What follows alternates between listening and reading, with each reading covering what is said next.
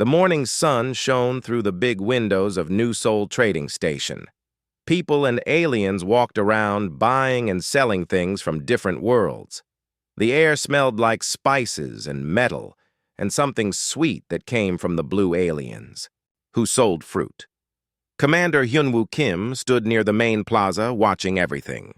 He was tall and strong with kind eyes, but his hand always stayed close to his weapon. The humans had only been part of the big galactic family for 5 years now. Many aliens still did not trust them. They called humans Deathworlders because Earth was a dangerous planet with storms and earthquakes and wild animals. 8-year-old Soo-jin Park held her mother's hand tight as they walked through the market.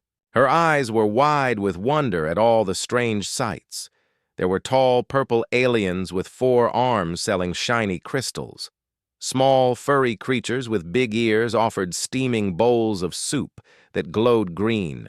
Flying robots buzzed overhead, carrying packages to different shops. Soo-jin had never seen so many different kinds of people in one place. On Earth, she lived in a small town where everyone looked the same. Here, there were beings with scales and feathers and skin that changed. Colors. Some had tentacles instead of arms. Others floated in the air without wings. Her mother, Dr. So-young Park, was a smart woman who studied alien life forms. She had helped make friends between humans and many alien species. Today, she wanted to show Soo-jin the wonderful diversity of the galaxy. The little girl skipped along beside her, asking questions about everything she saw. Near the center of the market, a group of tall, insect-like aliens pushed through the crowd. They wore dark uniforms with symbols that showed they were police officers from the Kwithan world. These aliens thought they were better than everyone else because their people had controlled space travel for hundreds of years. Officer Veltara was the leader of this group. She stood 7 feet tall with a hard shell covering her body. Her head looked like a giant bug with big compound eyes and sharp teeth. 4 arms ended in claws that could cut through metal. She walked like she owned the whole station. Veltara hated coming to human places. She thought humans were dirty animals who did not deserve to be in space. Their planet was too dangerous and made them too aggressive. In her mind, they were nothing but troublemakers who would ruin the peaceful galaxy. The Kwithan officer stopped at a shop that sold rare gems from her home world. She wanted to make sure the human traders were not cheating her people. Her voice was harsh and clicking as she demanded to see their trading licenses. Meanwhile, Soo-jin had found something amazing. A small toy robot was dancing on a table nearby. Its lights flashed different colors as it spun around, playing a happy tune. The little girl laughed with delight and let go of her mother's hand to get a closer look. The toy suddenly jumped off the table and started rolling away. Soo-jin giggled and chased after it. She did not see the tall alien officer standing in her path. She did not know that Veltara was getting angry at the human shopkeeper. Dr. So-young was looking at some beautiful stones when she heard her daughter laugh. She turned around and saw Soo-jin running after the little robot. Her heart jumped when she realized where her daughter was headed. Soo-jin caught up to the toy robot right as it bumped into Veltara's leg. The little girl reached down to pick it up and accidentally brushed against the alien officer's uniform. It was such a small touch that most people would not even notice, but Veltara felt it and turned around fast. She looked down at the tiny, human child, and her compound eyes filled with rage. How dare this inferior creature touch her? How dare it exist in the same space as someone so important? The alien officer raised one of her 4 arms high in the air. Her claw was sharp and hard, like metal. Soo-jin looked up at the giant bug creature with confusion. She did not understand why the alien looked so angry. Dr. So-young saw what was happening and screamed her daughter's name. She started running toward them, but she was too far away. Other people in the market turned to look, but no one was close enough to help. Veltara brought her arm down with all her strength. The hard claw hit Soo-jin in the side of her head with a sound like breaking wood. The little girl's body flew through the air and crashed into a nearby fruit stand. Bright purple fruit scattered everywhere as Su-Jin landed hard on the metal floor. Her small body twisted at a wrong angle and did not move. Blood began to pool around her head, mixing with the sweet juice from the broken fruit. The whole market went silent. Even the buzzing robots stopped moving. Everyone stared at the still form of the little human girl. Her toy robot kept dancing nearby, its happy music, now sounding terrible in the quiet air. Dr. So-young reached her daughter and dropped to her knees. She gathered Su-Jin in her arms and tried to wake her up, but the little girl's eyes stared at nothing and her body was too still. The mother began to cry and rock back and forth, holding her child close.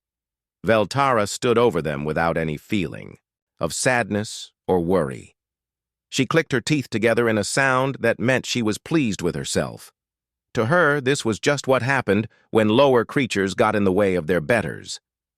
Commander Hyun-woo heard the commotion and came running. When he saw Su-Jin lying broken in her mother's arms, his face changed completely. The kind look in his eyes disappeared, and something cold and dangerous took its place. Other human security officers arrived and formed a circle around the crying mother and her dead child. They all looked at Veltara with the same cold expression. The alien officer began to feel uncomfortable under their stare, but she tried to act like nothing important had happened. More aliens began to leave the market area. They could sense that something bad was about to happen.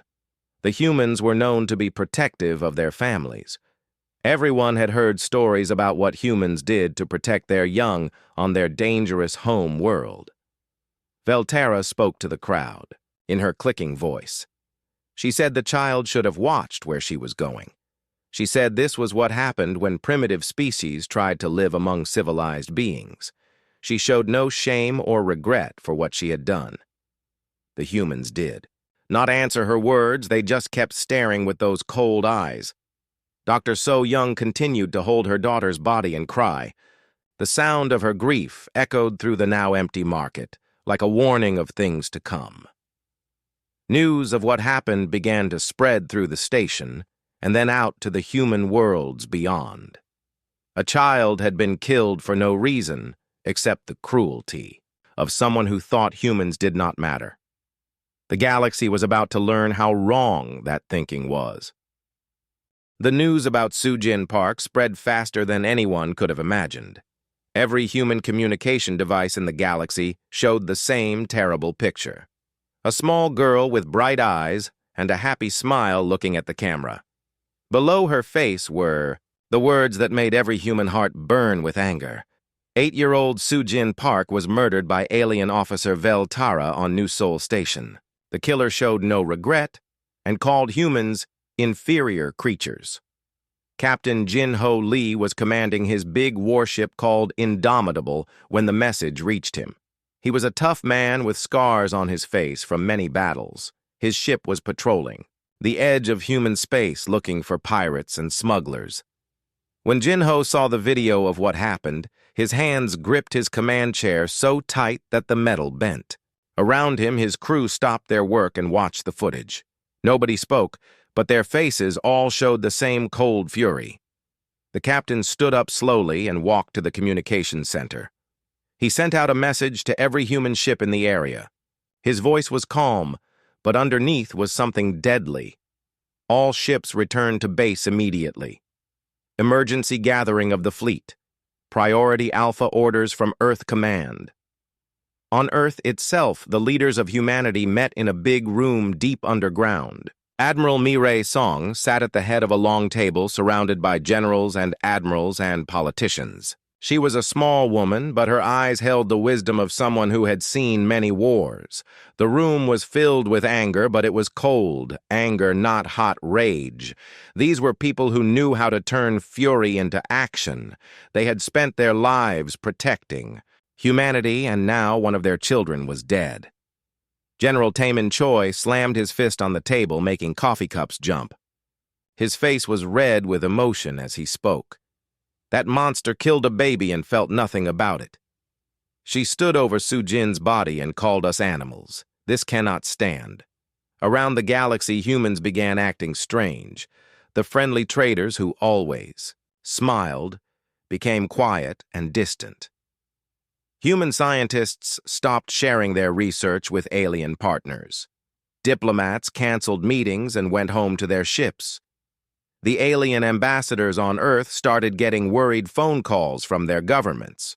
What was happening to the humans? Why had they become so cold? The ambassadors tried to explain, but they did not understand it themselves. Dr. Jae Sung-yoon was a smart man who studied how different alien minds worked.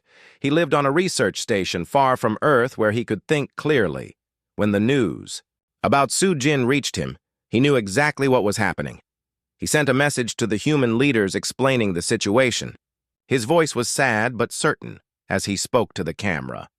The Quithans think violence shows strength. When they hurt someone, they expect that person to be afraid and obey. They cannot understand that killing Soo-jin has woken something much more dangerous than they know. On New Seoul Station, the humans were preparing for something that had never been tried before.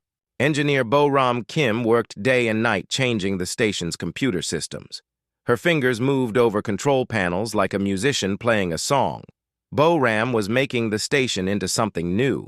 The trading post was becoming a fortress. The docking bays were being modified to handle military ships. The communication arrays were being upgraded to coordinate with fleets across the galaxy. All the human children on the station were quietly moved to safe areas deep inside the structure. Their parents told them it was just a drill, but the kids could see the worry in adult eyes.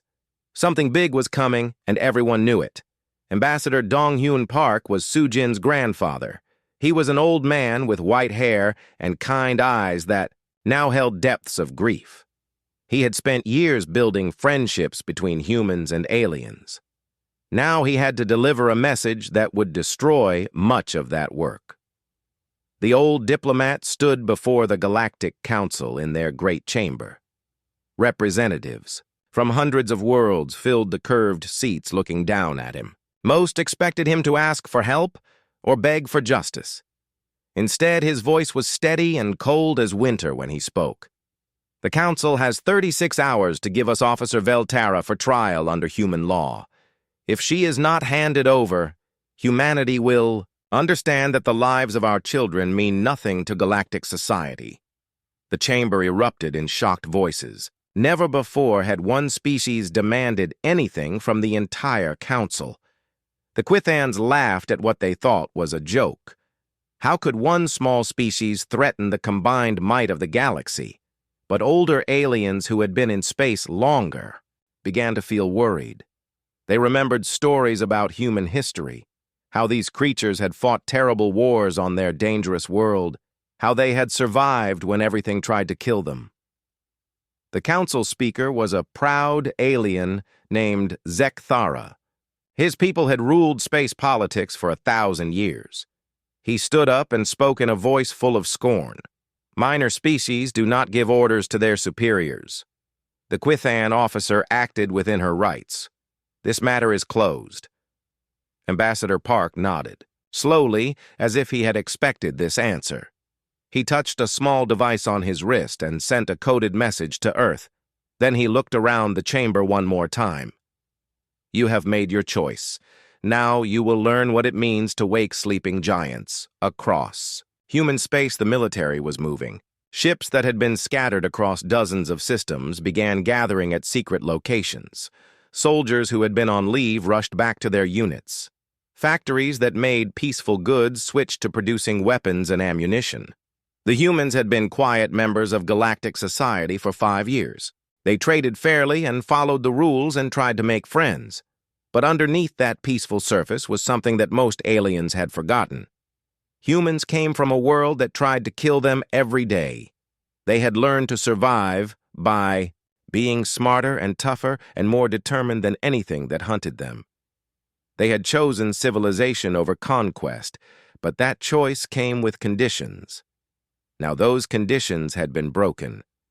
A human child was dead, and her killer was being protected by the very people who were supposed to keep the peace.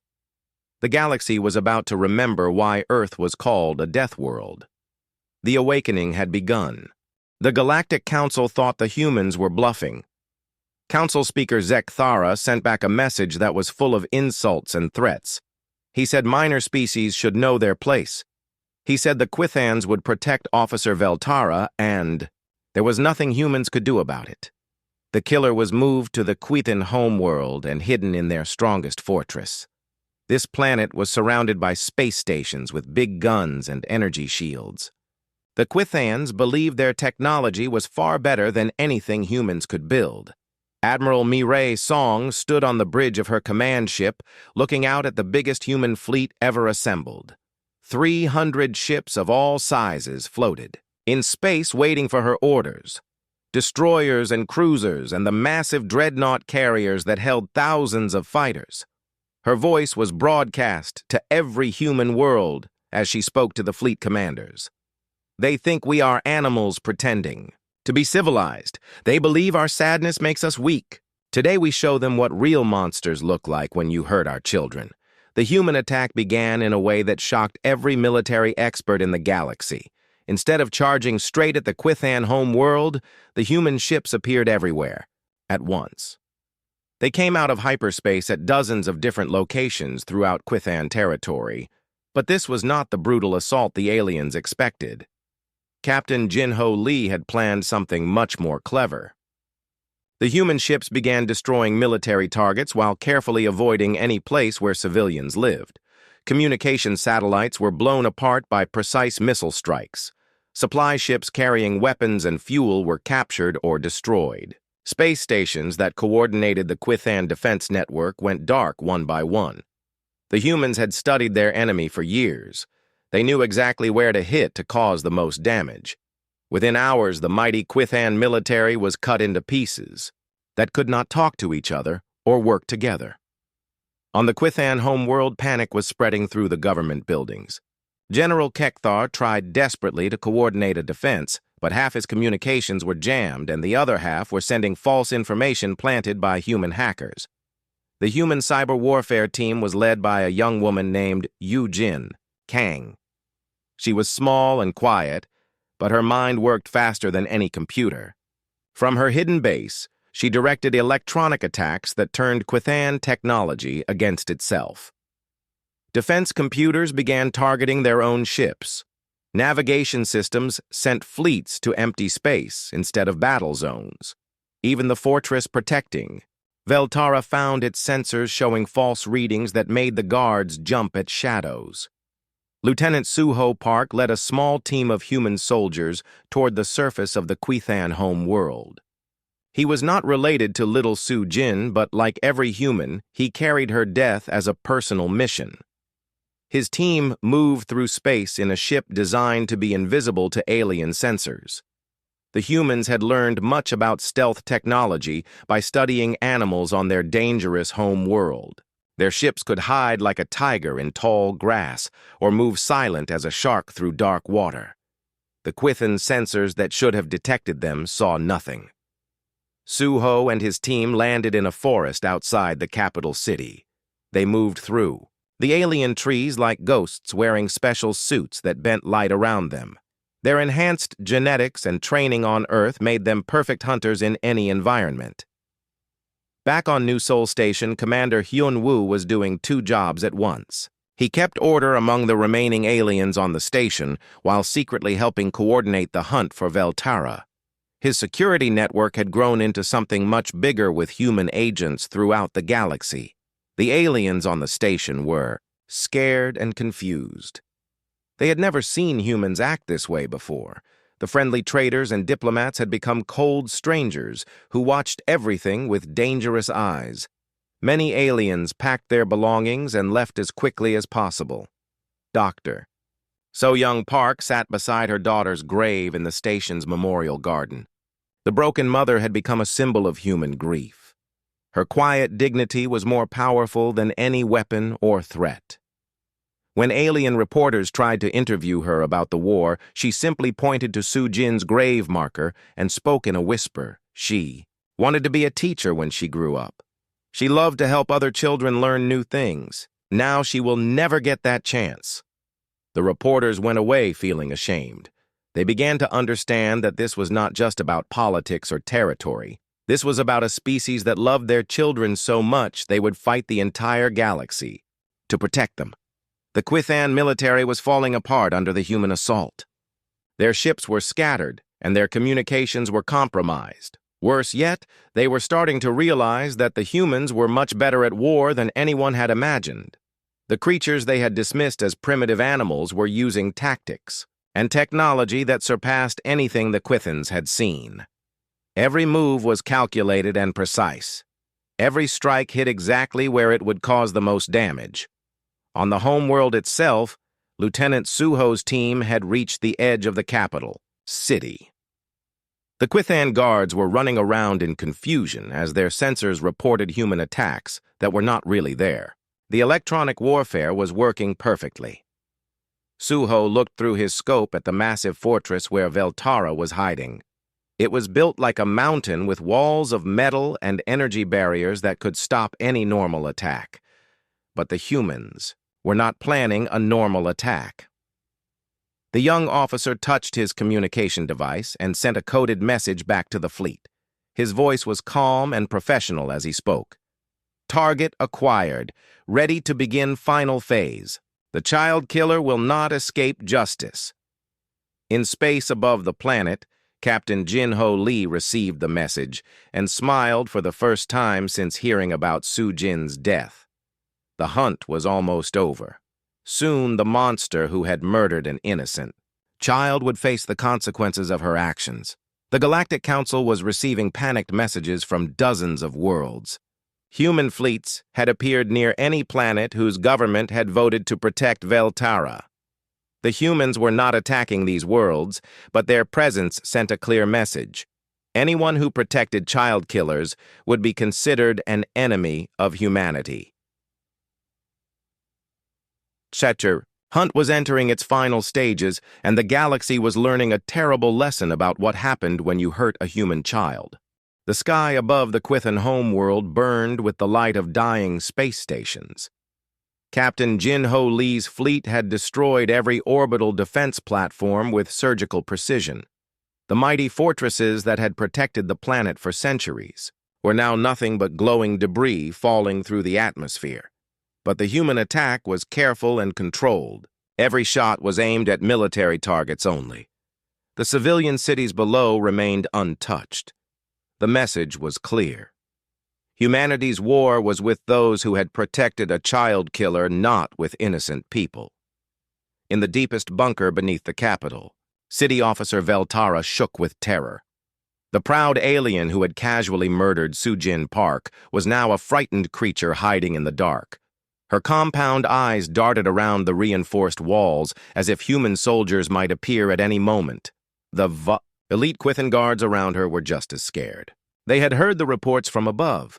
Human forces were moving through their capital like unstoppable predators. Every defense had failed. Every weapon had been turned against them by enemy hackers. Lieutenant Suho Park crept through the city streets with his infiltration team. The humans moved like shadows between buildings, while Quithan soldiers ran past them in panic. The alien guards could not see the invisible hunters even when they passed within arm's reach. The human stealth technology was beyond anything the Quithans understood. It combined lessons learned from Earth's most dangerous predators with advanced science that bent light and sound around the wearer. To alien sensors, the humans simply did not exist. Suho's team reached the entrance to the underground fortress as explosions lit up the sky above them. The young officer looked at his soldiers and saw the same cold determination in their eyes that burned in his own heart. Every human in the galaxy felt connected to little Sujin Park. Her death had awakened something primal in their species. The need to protect their young was stronger than any fear of death or pain. Back in the Galactic Council chambers, Ambassador Donghyun Park stood before the assembled representatives. Many of the alien diplomats looked sick with worry as reports poured in about human military capabilities that far exceeded their estimates. The old human's voice was steady as he addressed the council. "You believed we were too weak to demand justice for our murdered child. Today, you learn what sleeping giants look like when they wake up angry. Council Speaker Zekthara's confidence was cracking like ice in spring. Messages were arriving from dozens of worlds, reporting human fleets in their space. The species he had dismissed as minor players were demonstrating military reach that spanned the entire galaxy. The humans were not just hunting one criminal. They were showing every government that had voted to protect Veltara exactly how vulnerable they really were. The lesson was being written across the stars in burning metal and shattered pride. Engineer Boram Kim worked frantically from her command center on New Seoul Station. Her computer screens showed the positions of human forces across multiple star systems. The quiet woman had become the nerve center of the largest military operation in human history.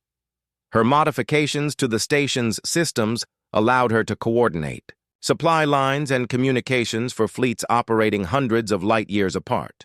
Ships that needed fuel or ammunition found human supply vessels waiting at precisely the right locations. The logistics of the operation were staggering, but Boram managed every detail with calm efficiency. She had learned her skills maintaining the dangerous equipment that kept humans alive on their deadly home world. Now those same abilities were being used to coordinate humanity's war machine. Dr. Jae Sung-yoon broadcast another message to the galactic community from his research station. The scientist who had spent years studying alien psychology now spoke with the authority of someone whose predictions were coming true. You studied us like interesting specimens in a laboratory. You cataloged our emotions as primitive weakness. You failed to understand that our love for our children is the source of our greatest strength. On the Quithan homeworld, the final defenses around Veltara's bunker were failing. The electronic warfare had turned the fortress's own security systems against it. Doors that should have been locked stood open. Sensors that should have detected intruders showed empty corridors. Lieutenant Suho's team moved through the underground passages like water flowing downhill. They encountered guard after guard, but the aliens never knew what hit them. The humans struck from the shadows and vanished before anyone could raise an alarm. The enhanced genetics that allowed humans to survive on Earth made them superior soldiers in any environment. Their reflexes were faster, their senses sharper, and their endurance greater than any alien species the galaxy had produced. Veltara heard the sounds of battle getting closer to her hiding place. The clicking of her mandibles filled the air as terror consumed her mind. She had never imagined that her casual cruelty could unleash such devastating consequences. The child killer who had shown no remorse for Sujin's death now begged her guards to protect her. But the Quithan soldiers were backing away from the sealed doors that were their last line of defense.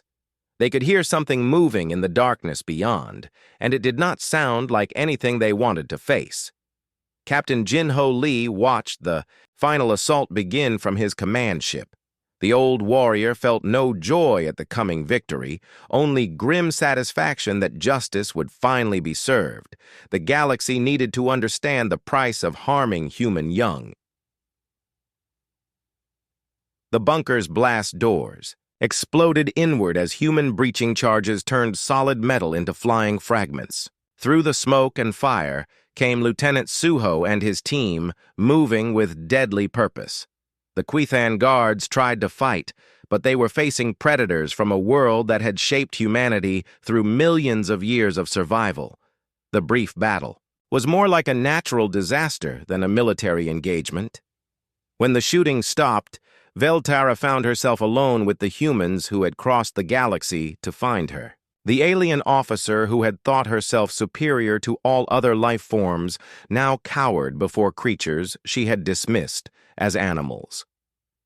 Suho looked down at the trembling killer and spoke in a voice that carried the grief of an entire species. You murdered Sujin Park because you thought her life had no value. Now you will learn exactly how wrong you were. The capture was swift and efficient. Veltara was disabled with non-lethal weapons that left her conscious but helpless. She would face justice, but first, she would understand the magnitude of what her cruelty had unleashed. As the human team prepared to extract their prisoner, the galaxy held its breath. The hunt was over, but the reckoning was just beginning. The bunker that had been Veltara's sanctuary became her prison, as Lieutenant Suho Park's team prepared for extraction. The once proud Quithan officer lay bound and helpless, her compound eyes wide with terror. She had learned too late what it meant to face predators from a death world. The human soldiers moved with practiced efficiency as they secured their prisoner. Every movement was careful and controlled. They wanted Veltara conscious and aware for what was coming. The child killer would face justice with full knowledge of her crimes. Suho activated his communication device and sent a coded message to the fleet above. His voice was steady and professional as he reported mission success. Package secured. The subject is ready for transport. Beginning extraction procedures now. Captain Jin-Ho Lee received the confirmation aboard his command ship as the human blockade maintained its position around the Quithan home world. The old warrior allowed himself a moment of satisfaction. The Dutz hunt that had consumed him for days was finally over. But Jin-Ho knew this was about more than capturing one criminal. The galaxy needed to see what happened when you harmed human children. The demonstration had to be complete and unmistakable. The extraction was swift and silent. Human ships materialized out of nowhere to collect Suho's team and their prisoner. The Quithan forces never even detected their departure. One moment the humans were there, and the next they had vanished like ghosts. On New Seoul Station, Dr. So-Young Park was told that her daughter's killer had been captured. The grieving mother nodded silently, her tears having dried long ago. She had only one request. She wanted to look into Veltara's eyes before justice was served. Commander Hyunwoo arranged for secure transport, knowing this confrontation was necessary. The broken mother needed to face the creature who had destroyed her world. It was part of the healing process that humanity required. The Galactic Council chamber filled with nervous tension as news of the capture spread. Representatives from hundreds of worlds watched their communication screens with growing fear. The humans had done the impossible. They had penetrated the strongest fortress in Quithan space and taken their target. Ambassador Dong-Hyun Park stood calmly in the center of the great chamber as human guards brought in the prisoner. Veltara was forced to her knees before the assembled delegates, her once proud bearing reduced to trembling submission. The old diplomat's voice carried the weight of humanity's collective fury as he addressed the council. This creature murdered an innocent child and showed no remorse.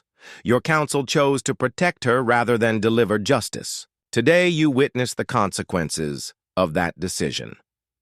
Admiral Mi-Rae Song appeared on the main viewing screen, her image transmitted from the human fleet command ship. Her presence dominated the chamber as she spoke with the authority of someone who had just demonstrated her species' military superiority.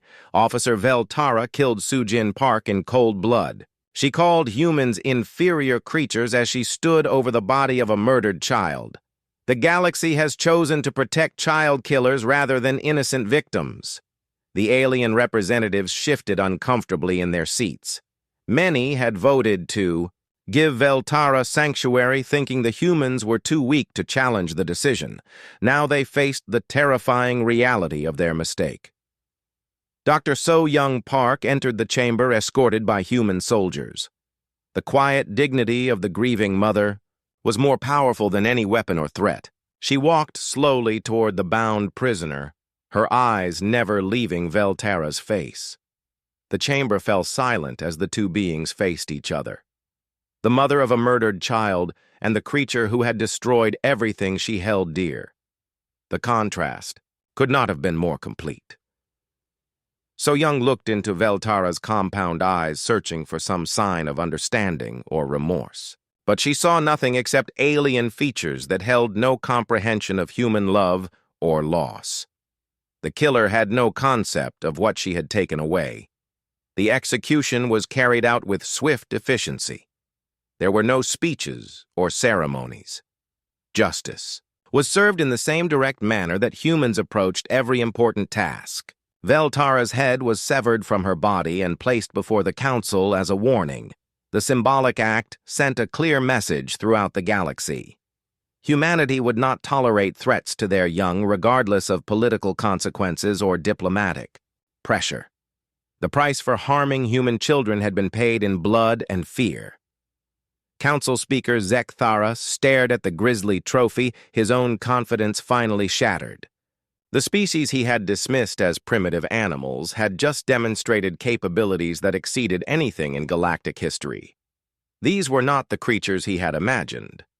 The human fleet began its withdrawal from Quithan space, but not before, delivering one final demonstration.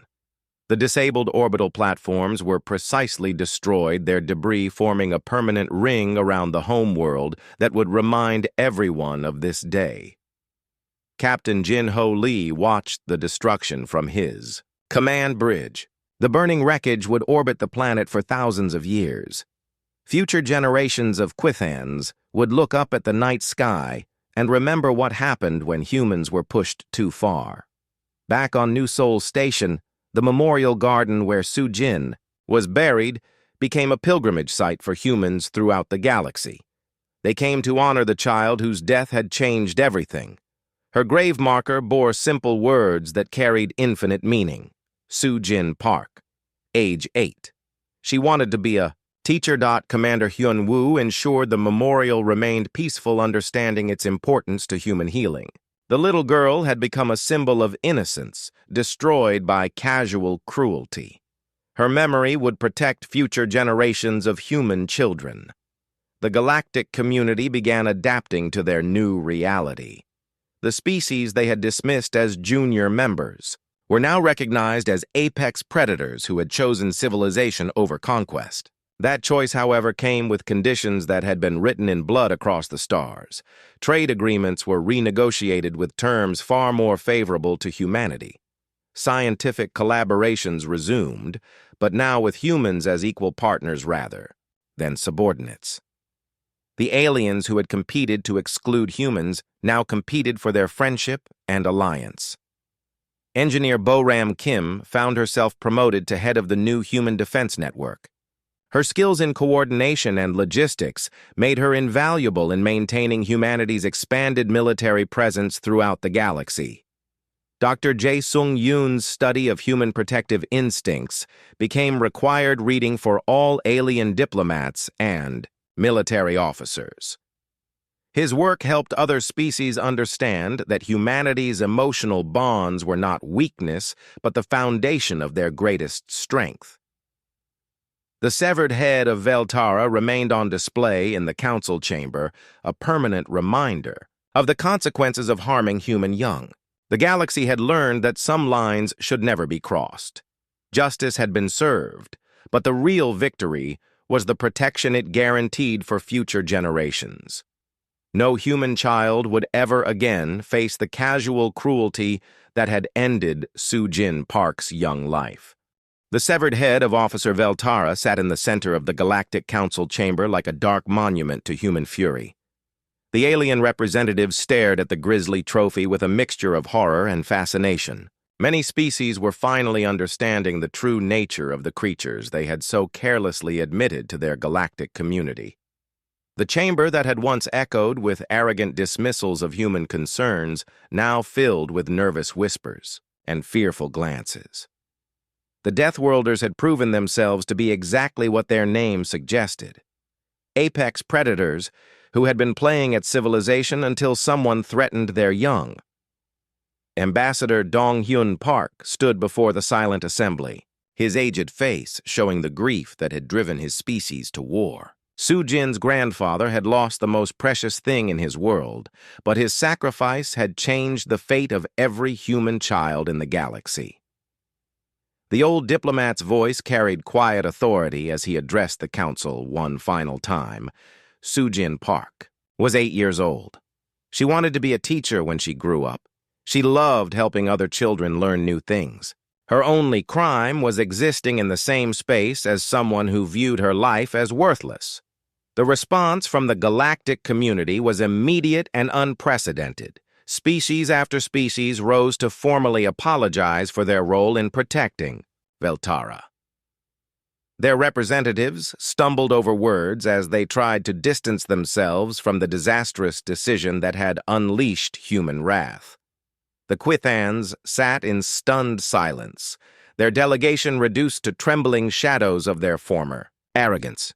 Their homeworld bore the scars of human military might, and their orbital debris served as a permanent reminder of their mistake. Council Speaker Zek Thera, who had once dismissed humanity with contempt, now spoke in careful, measured tones. His people had ruled galactic politics for 1,000 years, but that age was ending. A new power had emerged, and it demanded respect through demonstration rather than negotiation. The changes began immediately throughout the galaxy. Human children who had once been ignored or dismissed as unimportant suddenly found themselves treated with careful respect by alien authorities. The lesson of Sujin Park spread through every world and every species. Captain Jinho Lee's fleet began its return journey to human space, but their withdrawal was more like a victory parade than a retreat. At every system they passed, alien governments sent messages of friendship and cooperation. The hunters were going home, but their reputation would remain forever. On New Sol Station, the memorial garden where Su Jin rested became a sacred place for humanity. Pilgrims came from across human space to honor the child whose death had awakened their species' protective fury. Her grave was always covered with flowers and small toys left by visitors. Commander Hyun Woo watched over the memorial with quiet dedication. The security chief understood that this place represented something more important than politics or military victory. It was where humanity remembered what they were truly fighting to protect. Dr. So Young Park visited her daughter's grave every day. The broken mother had become a symbol of human grief, but also of human strength. She carried her loss with dignity that inspired others and reminded the galaxy of the cost of casual cruelty. The memorial marker bore simple words that carried infinite meaning for every human who read them. Sujin Park, age 8. She wanted to be a teacher. Below that was a line that had been added after the war. She will be remembered forever. Engineer Bo-Ram Kim found herself at the center of humanity's expanded military network. Her promotion to head of the Human Defense Force was recognition of her crucial role in coordinating the largest operation in human history. From her command center on New Sol Station, Bo-Ram oversaw a network of bases and fleets that spanned the galaxy. The quiet engineer who had once maintained trading post systems now controlled defensive installations that could respond to any threat against human interests. Her first priority was establishing protocols to protect human children throughout galactic society. New scanners could identify threats before they developed. Response teams could deploy within hours to any location where humans were in danger. Dr. Jae Sung Yoon published his comprehensive study on human protective instincts. The document became required reading for every alien diplomat, military officer, and government official in the galaxy.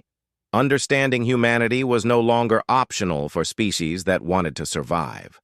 His research explained why humans formed such strong emotional bonds with their young. It detailed the evolutionary pressures that had shaped their protective responses. Most importantly, it warned that harming human children would always provoke overwhelming retaliation. The Galactic Council implemented new laws specifically designed to prevent future incidents involving human families. The Sujin Accords established strict guidelines for interaction with human children and severe penalties for any species that threatened them. The little girl's name became synonymous with the protection of innocence throughout the galaxy. Her death had been transformed into a shield that would guard countless future generations from the kind of casual violence that had ended her life. Admiral Mi Rae's song addressed the returning human fleet as they reached their home systems. Her message was broadcast to every human world and colony throughout their territory. The small woman who commanded humanity's military forces spoke with quiet pride about what they had accomplished. Today, we proved that humanity will never bow to those who threaten our children. Soo-Jin Park's death was not meaningless if it ensures that no human child will ever again face such senseless cruelty. The celebration of their victory was muted by the grief that had motivated it. Humans did not rejoice in the destruction they had caused, but rather in the protection they had secured. The war had been necessary, but the cost in innocent life would always be remembered. Trade agreements throughout the galaxy were renegotiated, with terms that recognized humanity's new status. Scientific collaborations resumed with humans as equal partners rather than junior participants. The species that had once competed to exclude humans now competed for their friendship. The galactic economy adapted to the new reality of human military dominance. Shipping routes were adjusted to pass through human-protected space. Insurance rates dropped for vessels flying under human escort. The Deathworlders had become the galaxy's most effective peacekeepers, as the human fleets disappeared into hyperspace. The severed head of Veltara remained on permanent display in the council chamber. The Grizzly Trophy served as a constant reminder that some lines should never be crossed. The galaxy had learned a lesson written in blood and fear across the stars. Humanity had chosen civilization over conquest, but that choice came with conditions. Those conditions were now part of galactic law enforced by the memory of a little girl who had wanted to be a teacher. The new order was built on the foundation of Soo-Jin Park's grave. Her death had awakened sleeping giants and changed the balance of power throughout the galaxy. No human child would ever again face the casual cruelty that had ended her young life. The Deathworlders had returned to their peaceful pursuits, but the galaxy would never forget what happened when their children were threatened. The age of human dominance had begun with the tears of a grieving mother and the fury of an awakened species.